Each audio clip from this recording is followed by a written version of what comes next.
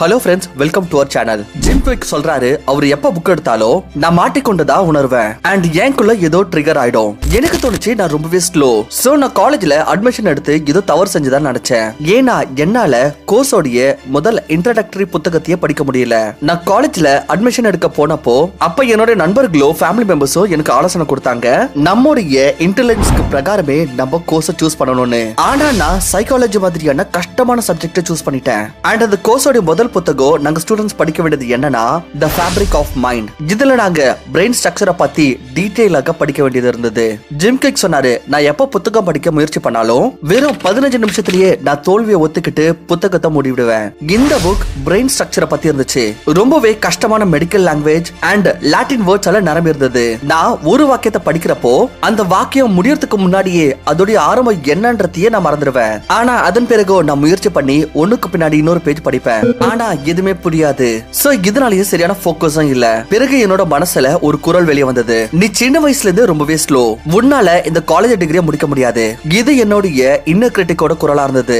இது எப்பவுமே என்கிட்ட சொல்லிட்டே இருக்கோம், உன்னால இதை செய்ய முடியாது அதை செய்ய முடியாதுன்னு. பிறகு எனக்கு என்னோட சின்ன வயசு டீச்சருடைய முக ஞாபகத்தை வந்தது. அவங்க சொல்லுவாங்க, நீ தான் கிளாஸ்ல இருக்கிற எல்லா பசங்களை விட ரொம்பவே ஸ்லோவான பையன். நான் ரொம்பவே உதவியற்றவனா உணர்ந்தேன் அண்ட் உடனே தோல்வியை ஒத்துக்கிட்டு புத்தகத்தை மூடிட்டேன். ஜிம் குவிக் சொல்றாரு, எனக்கு அப்ப அது தெரியல, இது எல்லாமே நெகட்டிவ் பிலீஃப் சிஸ்டம்னால தான் தோன்றதுன்னு.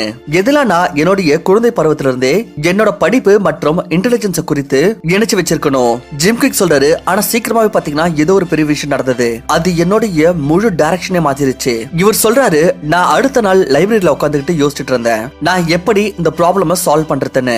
அப்பதான் நான் ஒரு கோட் படிச்சேன், a problem is a chance for you to do your best. ஒவ்வொரு சவாலும் உங்களை இன்னும் முன்னேற்றிக் கொள்வதற்கான ஒரு வாய்ப்பு. ஜிம் குவிக் சொல்றாரு, நான் யோசிச்சேன், நான் இந்த சமயத்துல இன்னும் பெட்டரா என்ன பண்ண முடியும்னு. அப்பதான் எனக்கு ஞாபகத்துக்கு வந்துச்சு, நான் ஹை ஸ்கூல் படிக்கிறப்போ எனக்கு எதனா ஒரு விஷயத்தை ஞாபகப்படுத்திக்க கஷ்டமா இருந்துச்சுன்னா அப்படா அந்த விஷயங்களை ஒன்னா சேர்த்து ஒரு வேடிக்கையான கதை உருவாக்குவேன். டக்குனு என்னோட மைண்ட்ல ஒரு ஐடியா வந்துச்சு. நான் முழு பிரெயின் ஸ்ட்ரக்சரையும் ஒரு சர்க்கஸா உருவாக்குனேன். இந்த சர்க்கஸ்ல நியூரான் தான் முக்கிய கதாபாத்திரம். இது சைனப்ஸ் என்ற கயிறு மீது நடந்து மிச்ச நியூரான்ஸ் கூட சந்திக்க விருப்பப்பட்டது.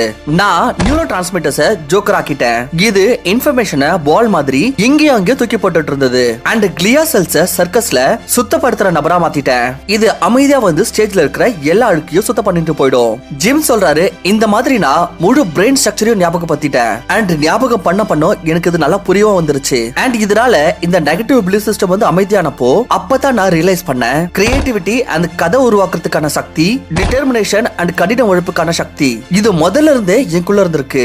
இதனால தான் பாத்தீங்கன்னா எனக்கு பிரெயின் டேமேஜ் இருந்த பிறகு நான் காலேஜ் வரைக்கும் போயிருக்கேன். ஜிம் குவிக் சொல்றாரு, நம்ம எப்போ நம்மளுடைய குறைகள் மீது திரும்ப திரும்ப ஃபோக்கஸ் பண்றோமோ அப்ப நம்ம ரொம்பவே தாழ்வா உணர்வோம். அண்ட் நமக்குள்ள முன்னாடி கொண்டு இருந்த சக்தி வந்து அதை சரியாக யூஸ் பண்ணாம போயிடுவோம். இது நெகட்டிவ் பிலீஃப் சிஸ்டம் ஆதிக்கம் செலுத்துறதுனால ஏற்படுது. ஜிம் குவிக் சொல்றாரு, அந்த நாள் என்னோட வாழ்க்கையில மிகப்பெரிய மாற்றம் வந்துச்சு. எனக்கு தெரிய வந்தப்போ நான் என்னுடைய மைண்ட் செட்டை மாத்தி என்னுடைய மூளையை ரொம்ப பெட்டரா யூஸ் பண்ண முடியும்னு அண்ட் லட்சியத்தையும் அடைய முடியும்னு. இதுக்கப்புறம் நான் என் வாழ்க்கையோட மிஷன் உருவாக்கிட்டேன். நான் மக்களுக்கு சிறந்த வழியில அவங்களுடைய மூளையை உபயோகிக்க சொல்லிக் கொடுப்பேன்னு, மெமரி அண்ட் போக்கஸை அதிகரிக்க சொல்லிக் கொடுப்பேன்னு. அண்ட் 25 வருஷத்து அனுபவத்துல நான் கண்டுபிடிச்சேன், நம் மக்களை 6 விதமான நெகட்டிவ் பிலீஃப் சிஸ்டம்ஸ் கத்துக்கவும் மேற்கொண்டு முன்னேறவும் தடுக்குது. மக்களால வாழ்க்கை முழுவதும் இந்த பிலீஃப் சிஸ்டம் அகற்ற முடியாம போகுது. இதனால தான் மாட்டிக்கொண்டதா உணர்றாங்க. இப்ப கேள்வி என்னன்னா, நம்ம நெகட்டிவ் பிலீஃப் சிஸ்டம் எப்படி அழிக்கிறது? முதல் ஸ்டெப், செல்ஃப் டாக்க பாருங்க அண்ட் லிமிட்டிங் பிலீஃபை கண்டுபிடிங்க. நீங்க ஒரு கஷ்டமான வேலை செய்யறப்போ உங்களுக்கு ஒரு பிரச்சனை வந்தா அப்ப அந்த சமயத்துல நீங்க உங்ககிட்டயே அந்த நெகட்டிவான வார்த்தையை சொல்லுவீங்களே, அதை பிடிங்க. உன்னையே குறை சொல்றத அதை பிடிங்க. எனக்கு தெரியும் என்னால பண்ண முடியாது, நான் அன்டிசிப்ளின்டா இருக்கேன், பலவீனமா சோம்பேறியா இருக்கேன். இது எல்லாமே உங்களுடைய நெகட்டிவ் பிலீஃப். ஜிம் குவிக் சொல்றாரு, இப்ப நீங்க யோசிங்க, அப்படி நீங்க இந்த பொய்யே உங்க வாழ்க்கை முழுவதும் நம்பிட்டு இருந்தீங்கன்னா, உங்க வாழ்க்கை முழுவதும் பலவீனமாவே இருந்தீங்கன்னா அப்ப இதனால உங்களுக்கு எவ்வளவு இழப்பு ஏற்படும்? இந்த மாதிரி யோசிக்கிறதுனால நீங்க அலர்ட் ஆயிடுவீங்க அண்ட் நீங்க இந்த நெகட்டிவ் பிலீஃப் சிஸ்டம் திரும்ப திரும்ப பிடிக்க ஆரம்பிச்சிருவீங்க. ரெண்டாவது ஸ்டெப் வந்து இன்னர் கிரிட்டிக்க கிண்டல் பண்ணுங்க.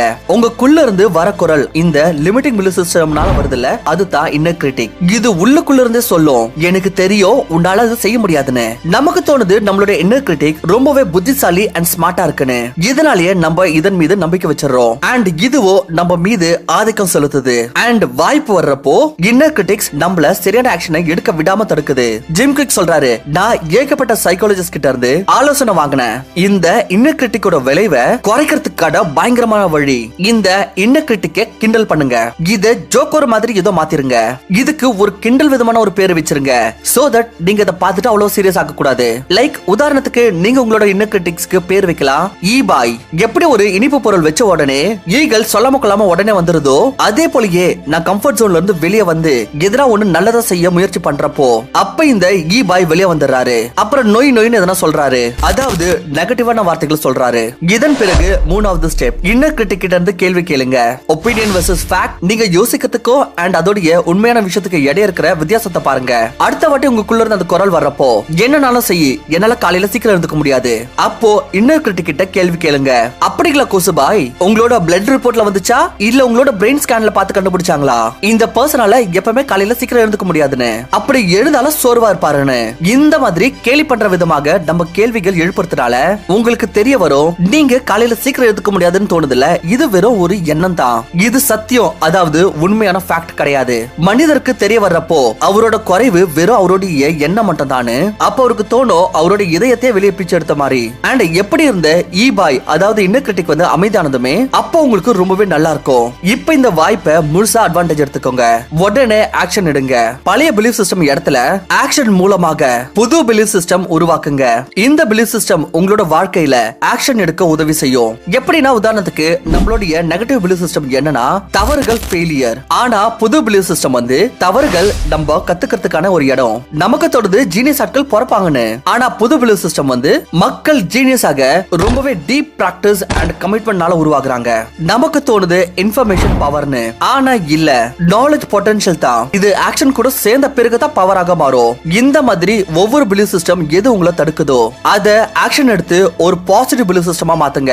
அஞ்சாவது ஸ்டெப் வந்து பிராக்டிஸ். ஜிம் கிக் சொல்றாரு இந்த நாலேஜ் எப்ப ஒர்க் அவுட் ஆகும்னா எப்ப நீங்க வேலை செய்றீங்களோ. சோ எல்லாத்துக்கும் முதல்ல ஒரு நெகட்டிவ் பிலீஃபை பிடிங்க அண்ட் அதுக்காக தினந்தோறும் பிராக்டிஸ் பண்ணுங்க.